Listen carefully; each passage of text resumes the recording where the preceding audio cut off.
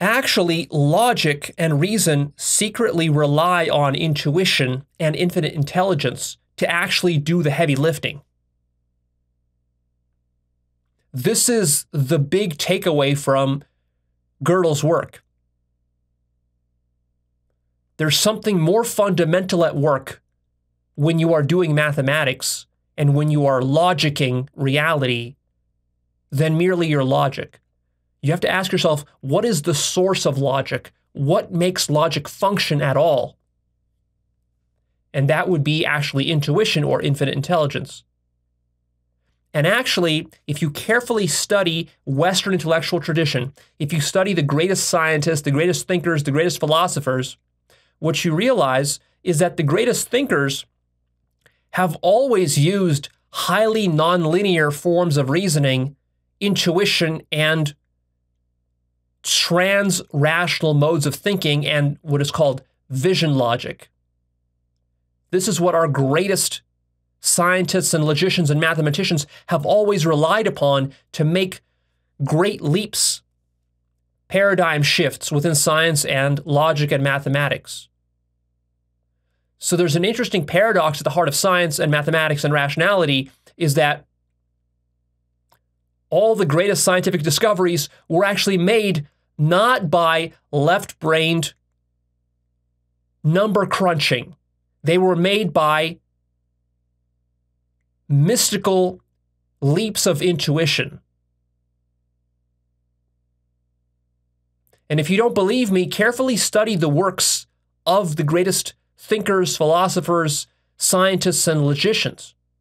Study Einstein, study Newton, study Leibniz, study Galileo, study Carl Gauss, Niels Bohr, the fathers of quantum mechanics, like Heisenberg, Schrödinger, David Bohm, Richard Feynman, Leonardo da Vinci, Charles Darwin, Nikola Tesla, Kurt Gödel, Georg Cantor, Ramanujan, the famous Indian mathematician who was a math prodigy. He was able to see mathematical proofs and insights without actually having to go through any formal process to arrive at the proof. See, many so-called scientifically minded people actually have a very poor understanding of the history of science. Deeply study what actually made science work. What made science work is very rare individuals who had access to higher levels of consciousness and intuition beyond those of most scientists and academics of their era.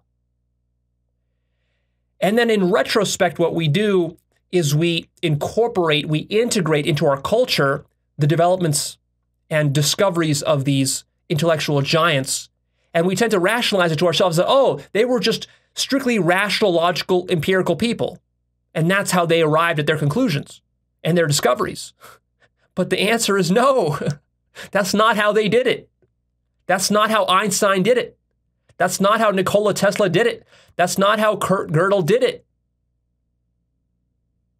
They used a mystical intuition to achieve their results. And then in retrospect, after hundreds of years have passed, now as a culture, we look back at those people and we say, oh yeah, of course, it was obvious.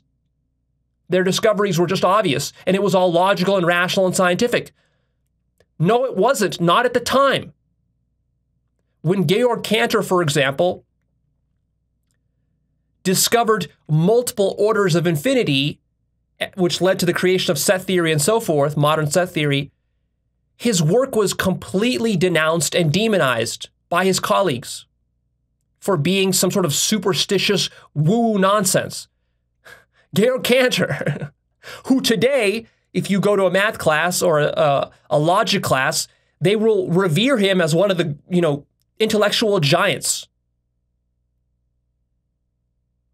But he also happened to be a deeply religious man, and he believed that his discovery of mathematical infinities was the discovery of God. See, But modern materialists and scientists and rationalists and skeptics and atheists are completely in denial about this. Go read the works of Isaac Newton. He was a deeply religious woo-woo guy. He practiced alchemy. He talked about infinity. He talked about the mystery of nature, the infinite mystery of nature. And yet today, when they teach about Isaac Newton, it's as though he was just this strictly left-brain guy who was just using pure logic and pure reason to understand nature. No, that's not what he was doing. That's not how he developed calculus. He used profound levels of intuition to do that.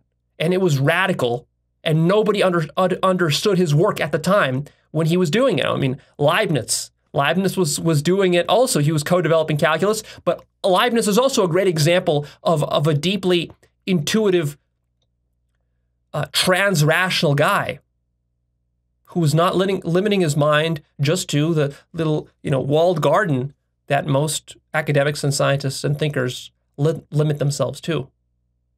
So here are some quotes about Albert Einstein, who is a brilliant example of this. I actually spent quite a bit of time just taking courses and studying the work and life of Albert Einstein. I actually studied his philosophy, I studied his metaphysics, I studied his approach. Because to me, what's more interesting about Einstein is not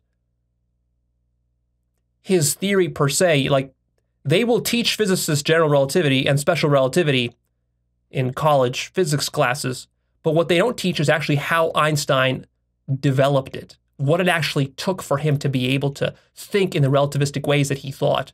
They don't really teach that, and they don't teach Einstein's philosophy of science. Because Einstein had some sharp critiques against the way that science and academia was done. So did, by the way, Kurt Gödel.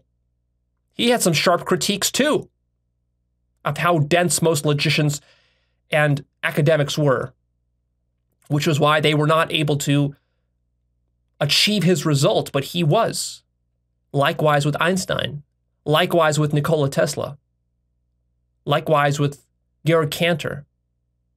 These were all brilliantly intuitive minds, highly nonlinear,